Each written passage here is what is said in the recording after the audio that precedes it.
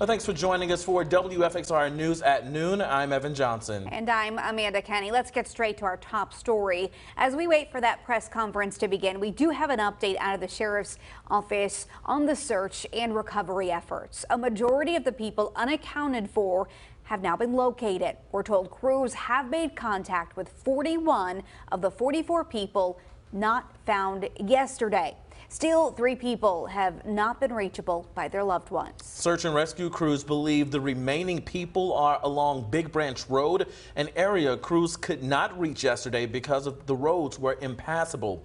It's unknown how many people lost some or all of their belongings after several homes were lifted, cars were floated away, and trees were toppled. Now, also unknown at this time, the total cost of the damage. Ben Dennis has our report this afternoon. It's just a mess. Victimized by a relentless flood.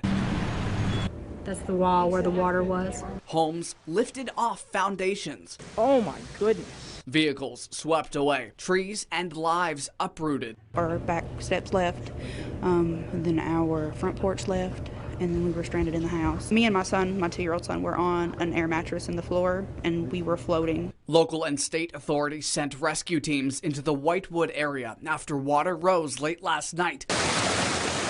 The terrifying toll only recognized as the sun rose. Authorities report 10 miles worth of property damage. There was no way to get a vehicle out or get in here to us or nothing because the water was so high. I don't think a boat would have come up as high as it was. Flashback to October of last year, a moment of deja vu. Similar carnage, a county caught in the middle of natural disaster. Just mudslides, trees in the road, water's been in the road, and it's houses in the road. Governor Glenn Youngkin took to Twitter, saying he is deeply saddened, and the state is making every resource available to help. This is more water in the house. That's after it went down. That was Ben Dennis reporting. That flooding last year took the homes of 20 residents and left 1 person dead last fall. State police are now encouraging anyone who has a loved one missing as a result of the flooding to go to the Twin Valley Elementary Middle School. Well, first responders across the Commonwealth are responding to the calls for help. Swift water rescue teams were sent out yesterday, and many roads in Buchanan County are shut off to anyone except first responders. We're told this is nothing like a regular river rescue because of a number of additional hazards like disease and sharp objects in the floodwaters. Our crews are facing something very different that they haven't seen in training. The water rescue is probably, if not definitely, the most dangerous thing we do as a fire department.